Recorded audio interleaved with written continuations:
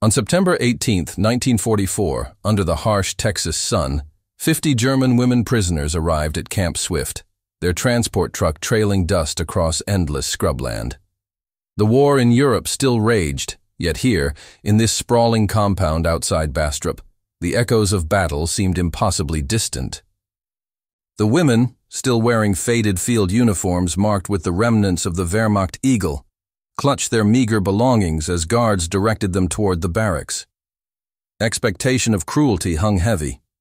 Rumors of American vengeance had traveled across the Atlantic in whispered warnings and half-truths.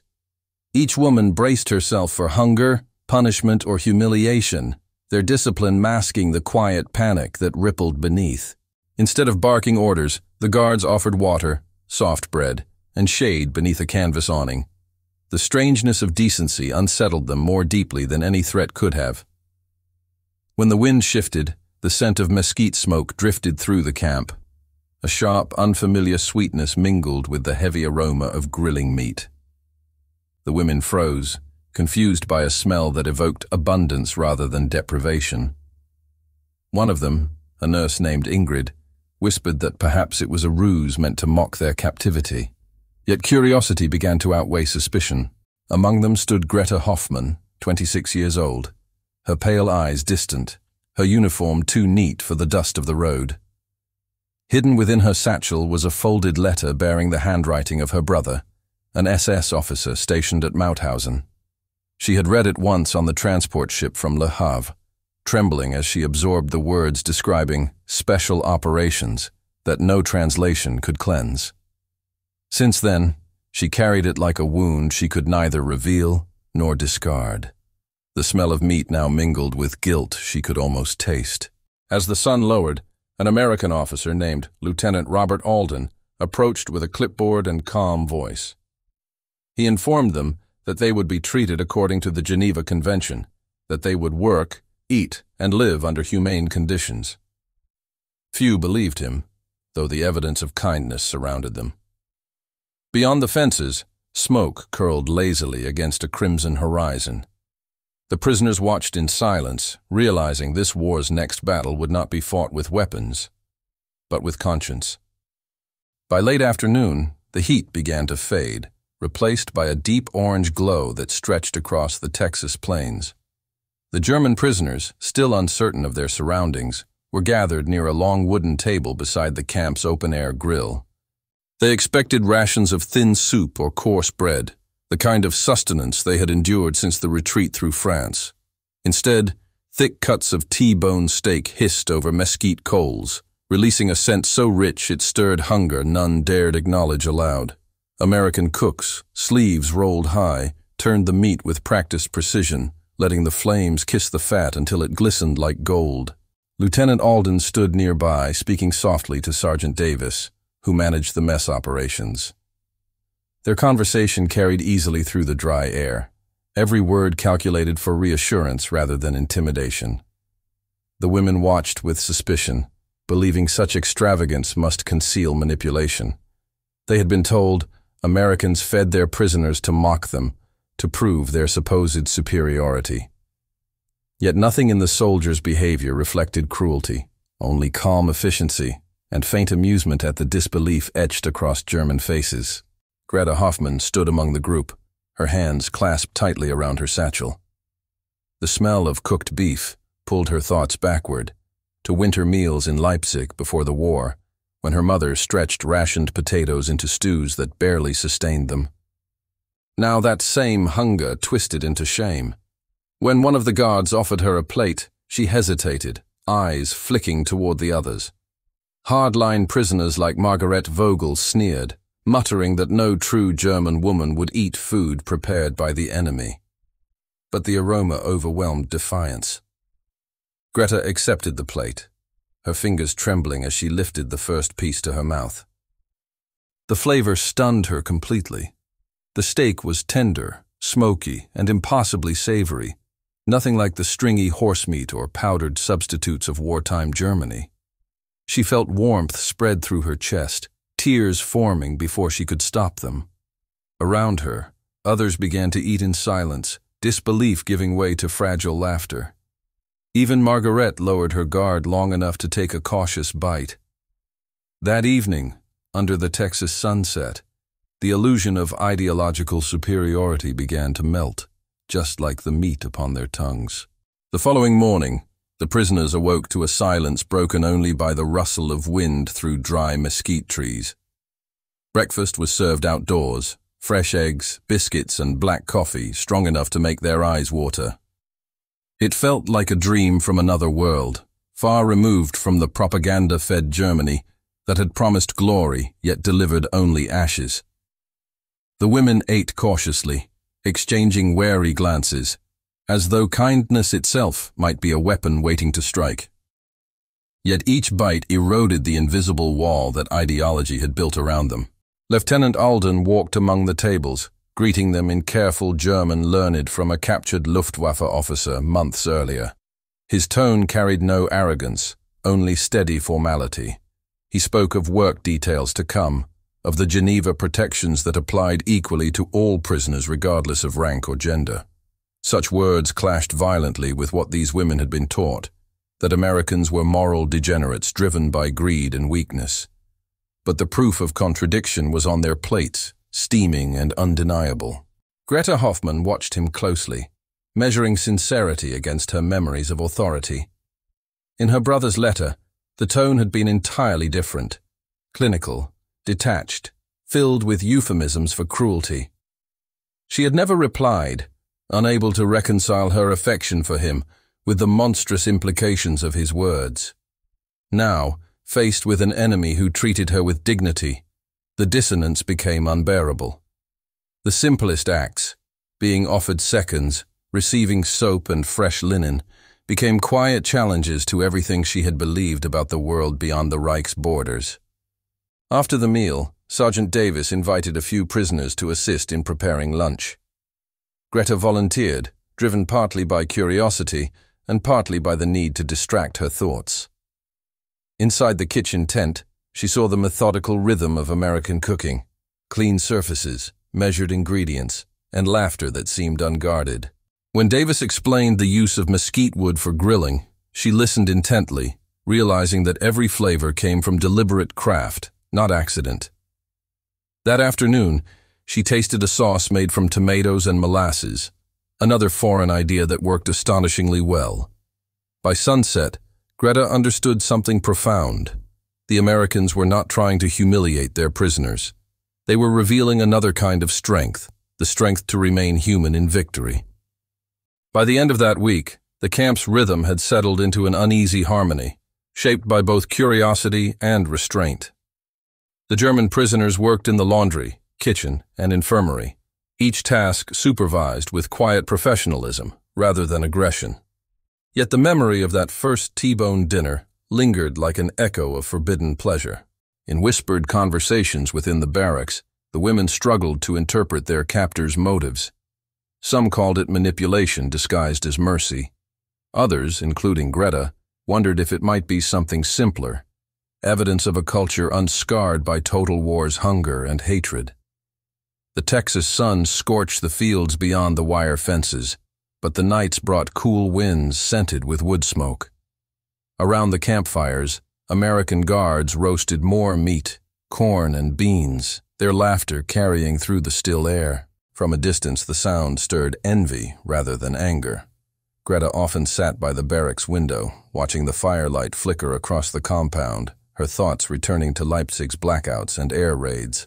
She wondered how a nation so abundant could remain untouched while Europe crumbled into famine and ruin. One evening, Lieutenant Alden approached the women's enclosure carrying a metal tray.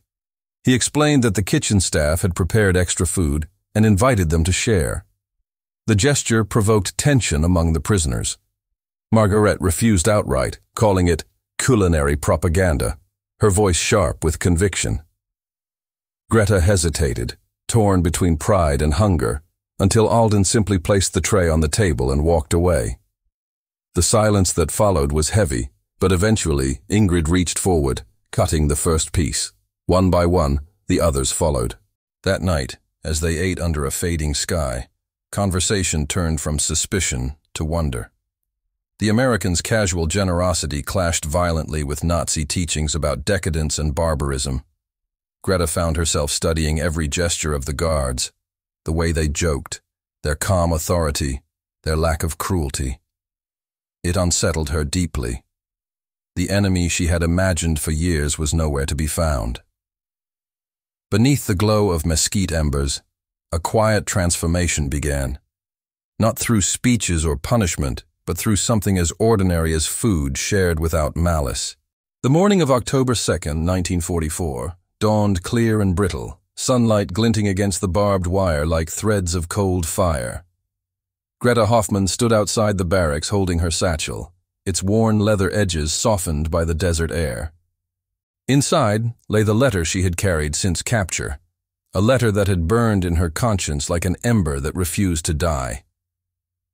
It was written by her brother, Captain Erich Hoffmann of the Waffen-SS, posted at Mauthausen concentration camp in Austria. The envelope bore the distinctive eagle stamp and an air of bureaucratic precision that masked something far darker. She unfolded it slowly that morning, reading once again the words she had tried to forget. Erich had described special transports, political prisoners, and excess capacity in the language of efficiency, not horror. He had written proudly of duty fulfilled and unwavering loyalty, yet between the lines, Greta could see the abyss. She had once admired his resolve, believing it proof of patriotism. Now, surrounded by Americans who treated her with dignity, she saw it as blindness, a moral vacuum disguised as obedience. Later that day, Lieutenant Alden summoned Greta to assist in translating a Red Cross medical report. Her grasp of English had grown, and her quiet discipline made her useful. During their work, a folded page slipped from her satchel. Alden noticed the Nazi insignia and paused. Greta's breath caught. Instinct urged her to hide it, but exhaustion conquered fear. She handed it to him, saying softly, "It is from my brother." Alden read silently, his face tightening with the weight of comprehension. He said little, only that such documents might help the War Department understand the true scope of German operations. Greta nodded, numb with dread. That night, she sat alone by the barracks window, staring at the mesquite fires burning outside. For the first time, she realized that silence was no longer innocence. Her brother's letter had become both confession and evidence, and she, by possession, had crossed an invisible line between loyalty and truth. In the faint smoke rising toward the stars, she imagined the weight of every secret Germany had tried to bury, and knew her reckoning had begun. The evening of October 6, 1944, settled warm over Camp Swift, carrying the familiar aroma of mesquite and roasted beef. The American Guards had organized another outdoor meal, this time to mark the completion of harvest work by the German prisoners. Greta Hoffmann sat apart from the others, her thoughts circling endlessly around the letter she had surrendered. The fires crackled softly, sparks rising like fleeting memories into the darkening Texas sky. She had not spoken to Lieutenant Alden since that day, though his silence weighed heavier than accusation. Nearby, Margarete Bauer, the proud and defiant former propaganda clerk, watched Greta with cold suspicion. She had heard whispers about a letter, one that contained traitorous collaboration. As music from a distant radio drifted through the camp, Margaret approached, her eyes hard with nationalistic scorn. "Do you feel clean now?" she hissed in German. "Feeding our enemies our secrets." Greta turned to her calmly, though her pulse hammered beneath her stillness. "If truth feeds them," she replied quietly, "then perhaps they are not our enemies." That exchange, brief yet searing, spread through the camp by nightfall. Some women began avoiding Greta.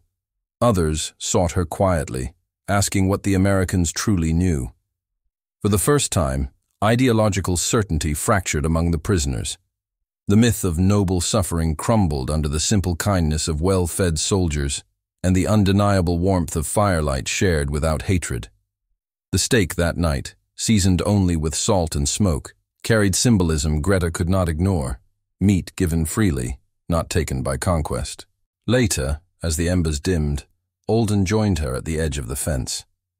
He spoke softly, saying the letter had been forwarded to Washington. "It may save lives," he said, his tone neither judgmental nor comforting. Greta stared into the ashes, understanding that her brother's words, intended as proof of loyalty, would now condemn him and others. The sound of distant laughter mingled with the desert wind, a fragile reminder that even within captivity, human decency persisted. That night, Greta's tears fell silently, not from shame, but from awakening. She realized that every moral reckoning begins quietly, in the moment when one stops defending what cannot be defended and simply listens to conscience instead of fear. By late October 1944, the first official war crime reports circulated discreetly among Allied officers stationed at Camp Swift. The documents, heavy with witness accounts from liberated regions, contained descriptions so horrific that even seasoned soldiers fell silent reading them. Lieutenant Alden received a sealed folder one afternoon, stamped "Confidential, Mauthausen Evidence," and hesitated before opening it in Greta Hoffmann's presence. The faint scent of mesquite still drifted through the open barracks window, clashing with the cold reality of the pages before them.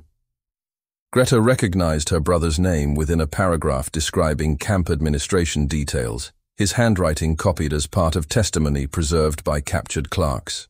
The shock numbed her instantly, freezing both denial and loyalty within a single unbearable heartbeat. Her breath caught, then broke into uneven rhythm, as if her entire identity had been rewritten without consent. Alden, aware of her torment, spoke carefully, saying truth must outlive comfort, or nothing ever changes. She nodded faintly, though tears blurred the letters on the page until words dissolved into shapeless ink. That night, she walked the perimeter fence in silence, passing other prisoners who whispered rumors about justice tribunals forming overseas. Every echo of the wind against barbed wire seemed to accuse her of waiting too long to speak. Days later, the camp chaplain, Father Donnelly, arranged a small service for those seeking moral counsel. Greta attended quietly, sitting beside Margaret Bauer, whose defiance now softened beneath private doubts. When the priest spoke about responsibility without hatred, Greta's resolve crystallized into action. She requested a formal audience with the camp administration, offering to give sworn testimony regarding her brother's correspondence and his involvement in camp operations. Her choice divided the prisoners further. Some saw betrayal, others saw redemption, but none remained untouched by the consequences of truth revealed through compassion. As November's chill swept the Texas plains, Greta began transcribing her statement under supervision. Each line of testimony carried not vengeance, but weary sincerity, an acknowledgement of complicity entwined with ignorance. Outside, cattle grazed near the wire, indifferent to human ideologies or guilt. She paused once, gazing at the horizon glowing gold in the late sun, realizing that history would not remember who cooked the T-bone or who mocked it, but who finally decided to tell the truth when silence was easier. On November 12, 1944, Camp Swift awoke beneath a thin veil of frost shimmering across the open Texas fields. Inside the administrative office, Greta Hoffmann sat before a typewriter, her fingers trembling slightly as she finalized the transcript of her statement. Every word she had once hidden now stood preserved in ink, destined for Washington archives under Witness Cooperation Program. The final page ended not with accusation, but confession, acknowledging how obedience disguised itself as honor within the Reich's machinery. Lieutenant Alden read it twice, saying nothing, then handed her the envelope bearing her brother's name and the official stamp of receipt. Outside, the prisoners gathered for their noon assembly, unaware that Greta's testimony had already traveled eastward by courier. The mesquite fires used for daily cooking sent ribbons of smoke curling above the barracks, mingling with the metallic chill of early winter. Margaret Bauer approached, her expression unreadable yet subdued, and offered Greta a folded scrap of paper. "You were right," she muttered quietly, before walking away toward the fence line where guards leaned in easy conversation. Greta unfolded the note. Only 4 words written in hasty German. Truth burns, but cleanses. For the first time since her capture, Greta smiled faintly, realizing that conviction could spread even among those who once mocked her resolve. That evening, the Americans organized another communal meal to celebrate Armistice Day's anniversary. T-bone steaks hissed above the fire, while guards and prisoners shared the warmth in tentative fellowship. Greta watched the flames dance across the iron grates, remembering her brother's laughter before the war, then his silence afterward. She wondered if repentance could survive absence, if forgiveness could bloom where atrocities had once been ordered without hesitation. When her turn came to eat, she accepted the grilled meat respectfully, whispering a silent prayer that truth, once released, might nourish the living instead of haunting the dead. Later, Alden found her standing beside the dying coals, clutching her brother's last letter. Without a word, she fed it to the fire, watching it curl, blacken, and vanish into smoke. The act was neither rejection nor vengeance. It was release. Greta knew that freedom began not when gates opened, but when conscience ceased to obey fear, and memory finally made peace with truth. By December 1944, the Texas plains had turned brittle under a northern wind that carried dust instead of snow. The German women prisoners wrapped themselves in issued blankets, their laughter subdued, their defiance tempered by months of unexpected humanity. Camp Swift had changed quietly, shaped not by military order, but by moral confrontation, where each woman now lived between memory and awakening. Greta Hoffmann's decision to testify had reached military headquarters, drawing discreet attention from intelligence officers documenting psychological shifts within Axis detainees. Reports noted reduced hostility, increased cooperation, and something deeper, an emerging comprehension of moral scale. Greta herself had become both respected and resented, though neither emotion seemed to affect her calm determination. Each morning, she joined the work detail at the infirmary, translating medical forms for captured Luftwaffe medics while discussing agriculture with Texan farmers who visited the compound. Through these conversations, Greta learned how Americans bred cattle for tenderness, how soil conservation shaped harvests, and how flavor reflected patience, not excess. Those lessons, humble yet profound, echoed the same revelation she had first experienced tasting Mesquite grilled steak, the idea that mastery required curiosity, not conquest. She began recording her observations in a small notebook, imagining how such practices might one day heal German farmlands stripped bare by total war.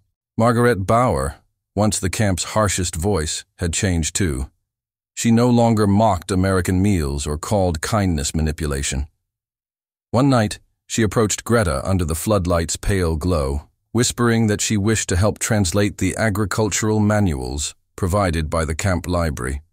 "Perhaps rebuilding starts with learning to plant," she said softly, her eyes no longer hard with pride. Greta nodded, sensing that forgiveness required not words, but work. The 2 women spent long evenings studying irrigation diagrams, surrounded by the scent of oil lamps and distant harmonicas played by guards beyond the fence. When Christmas neared, Alden arranged a modest feast, inviting volunteers from both sides to prepare food together. The sizzling meat, sweet corn, and freshly baked bread filled the barracks with warmth that transcended captivity. In that fragile communion, Greta saw redemption not as a sermon or verdict, but as shared hunger made whole by understanding. War had divided them, yet decency had quietly reclaimed the ground between enemy and human. When the war ended in May 1945, the barbed wire fences at Camp Swift lost their power, though not their memories. The German women, thinner yet stronger, gathered for roll call one final time before repatriation orders were issued. Trucks waited beyond the gates, their engines humming softly against the vast Texan dawn. Greta Hoffmann stood near the front, her suitcase light, her conscience heavier than before, carrying not shame, but understanding. Lieutenant Alden approached quietly, handing her a packet wrapped in brown paper. Inside lay her testimony, translated, signed, and preserved under official seal. "You may need this someday," he said gently, his expression reflecting both respect and farewell. As the convoy rumbled eastward through wild prairie grass, Greta gazed out at the receding camp towers shimmering beneath morning haze. The scent of mesquite drifted faintly through the open truck bed, a ghost of nights spent between remorse and revelation. She realized that America's power had never been its weapons, but its conviction that dignity could survive even in confinement. For her, that belief had transformed captivity into conscience, and conscience into purpose. Months later, back in a shattered Germany, Greta walked through farmlands choked with weeds and broken machinery. Villages lay silent under ash-gray skies, their people hungry, their fields barren. She reopened her small notebook, filled with Texan farming notes and sketches of irrigation channels. With quiet resolve, she began working alongside local farmers, teaching what she had learned about soil restoration, crop rotation, and balanced cultivation. Her guidance soon drew attention from agricultural committees rebuilding post-war production, eventually leading her to advise on programs that would modernize Germany's rural economy. Yet even as success followed, she never forgot the taste of that first T-bone, the flavor that had revealed both difference and kinship. To her, it symbolized how ignorance breeds contempt until knowledge restores humility. Years later, when she visited a United Nations conference on food security, she carried with her a single dried kernel of corn from Texas, preserved in glass. During her final address, she said, "The first truth I ever tasted was grilled over mesquite." The audience fell silent, understanding that peace begins not in treaties or courts, but in the quiet moment when humanity learns again to share a meal without hatred.